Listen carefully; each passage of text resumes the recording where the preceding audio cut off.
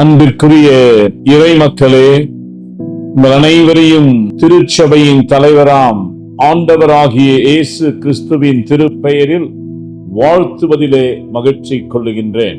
சிறப்பாக இந்த நாளிலே உங்களை சந்திப்பதிலே மிகவும் மகிழ்ச்சி அடைகின்றேன். வெளிப்படுத்தல் 2ஆம் அத்தியாயம் 4ஆம் வாக்கியத்திலே படிக்கின்ற பொழுது, ஆதியிலே இருந்த அன்பை நீ விட்டாய், முதலில் விளங்கிய அன்பை நீ இழந்து போனாய். You have lost the first love என்று திருமறையிலே யோவானுக்கு அருளப்பட்ட திருவெளிப்பாட்டிலே படிக்கின்றோம். இந்த முதல் அன்பு, ஆதியிலே இருந்த அன்பு, முதலில் விளங்கிய அன்பு என்றால் என்ன? இயேசு கிறிஸ்து நம்மை முதலில் நேசித்தார்.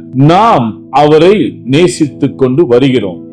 ஆனால் துவக்கத்தில் இருந்த அந்த அன்பு தற்போது நம்மிடத்தில் குறைந்து கொண்டு வருவதாக நாம் பார்க்கிறோம். இந்த ஆதியிலே துவங்கின பொழுது மகிழ்வோடு, மன நிறைவோடு, மிகுந்த ஆர்வத்தோடு நமக்கு இருந்த அந்த அன்பானது தற்போது இல்லையே.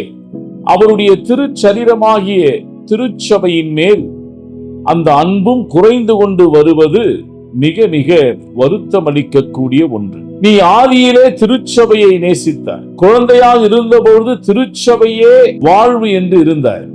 ஆனால் இந்த திருச்சபை மீது கொண்டிருந்த உண்மையான அன்பு இப்பொழுது இல்லை.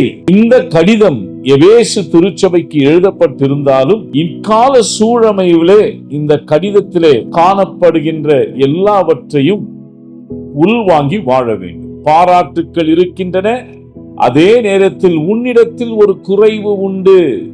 ஆதி அன்பை துளைத்து விட்டாய், இழந்து விட்டாய். முதலில் விளங்கிய அன்பு உன்னிடத்தில் இப்பொழுது இல்லை என்று இந்த திருவெளிப்பாட்டிலே வெளிப்படுத்தின விசேஷத்திலே படிக்கிறோம். எங்கெங்கெல்லாம் நாம் கிறிஸ்துவின் அன்பை விட்டு விலகி போறோம்? அது ஒரு பெரிய கேள்வி. இன்றும் திருச்சபைக்கு செல்லுகிறோம், இன்றும் காணிக்கை கொடுக்கிறோம், இன்றும் திருமறையை படிக்கிறோம், இன்றும் ஊழியங்களில் செய்கிறோம். ஆனால் ஆதியிலே இருந்த, துவக்கத்திலே இருந்த அந்த அன்பு இப்பொழுது இல்லை.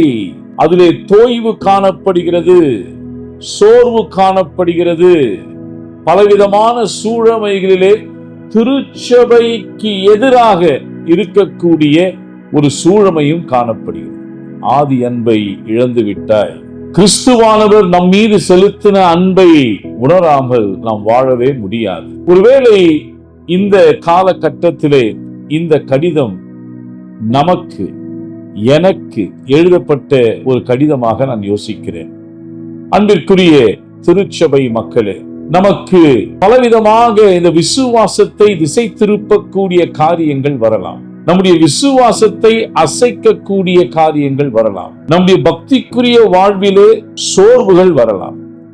எப்படிப்பட்ட சூழமைகளிலே நாம் இருந்தாலும் கிறிஸ்துவின் அன்பிலிருந்து என்னை பிரிக்கக்கூடியவர் யார் என்ற அந்த வாக்கியத்திற்கேற்ப நாம் வாழ்வது மிக மிக முக்கியம். இந்த திருச்சபை கிறிஸ்துவுடைய உதிரத்தினால் உருவெற்றது. இந்த திருச்சபை கிறிஸ்துவின் உதிரத்தின் அஸ்திவாரத்தின் மீது கட்டப்பட்டது. எனவே கிறிஸ்துவை நேசிப்பதும், கிறிஸ்துவின் திருச்சபையை நேசிப்பதும், கிறிஸ்துவுக்கு உண்மையாயிருப்பதும், கிறிஸ்துவின் திருச்சபைக்கு உண்மையாயிருப்பதும், ஒருவருக்கொருவர் உண்மையாயிருப்பதும், கடவுளுக்கு உண்மையாயிருப்பதும் தான் இந்த அன்பை வளர்க்கின்ற ஒரு சூழமை என்று சொன்னால் அது மிகையாகாது. சவுலே, சவுலே, நீ துன்பப்படுத்துகின்ற கிறிஸ்து நானே என்று சவுலிடத்திலே உயிர்த்த ஆண்டவர் பேசுகிறார். எனவே பல நபர்களை துன்பப்படுத்துவதின் நிமித்தமாக நீங்கள், நானும் கிறிஸ்துவை துன்பப்படுத்துகிறோம் என்பதை மறந்து போகவே கூடாது. கிறிஸ்துவானவர் நம் அனைவருக்காக சிலுவையிலே தன்னுடைய உயிரை தியாகம் செய்தார். அவருடைய உதிரத்தையும் அவருடைய உடலையும் ஒவ்வொரு நாளும் திருவிருந்து வழிபாட்டிலே நினைவு கூறுகிறோம். அப்படி நினைவு கூறுகின்ற நாம் அனைவரும் ஆதி அன்பை ஏன் விட்டோம்? முதலில் விளங்கிய அன்பை ஏன் துளைத்து விட்டோம்? ஏன் முதலில் துவங்கிய குழந்தையிலிருந்து வளர்ந்த அந்த அன்பு, ஞாயிறு பள்ளியிலிருந்து வளர்ந்த அந்த கிறிஸ்துவின் மீது கொண்ட அன்பு ஏன் இப்பொழுது மழுங்கடிக்கப்பட்டு கொண்டு வருகிறது? விசுவாசத்தை விட்டு ஏன் விலகிச் சென்று கொண்டிருக்கிறோம்? கிறிஸ்துவின் அன்பை விட்டு ஏன் பின் வாங்குகிறோம்? உன் மனசாட்சியும் நம் மனசாட்சியும் நமக்கு பேச வேண்டும். கிறிஸ்துவை விட்டு நம்மை பிரிப்பவர் யார்? ஆதி அன்பை துளைத்து விட்ட நீ. ஆதி அன்பின் வழியாக உருவெற்ற நாம் அனைவரும் கிறிஸ்துவை நினைவுபடுத்திக் கொள்ள வேண்டும். கிறிஸ்துவிடம் மனம் திரும்புதல் அவசியம். Remember, repent and return to Christ. இது மிக மிக அவசியம்.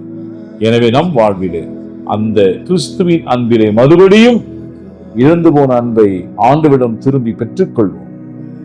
திருச்சபை அந்த அன்பை காண்பிப்பதற்கு எப்பொழுதுமே ஆயத்தமாயிருக்கிறது.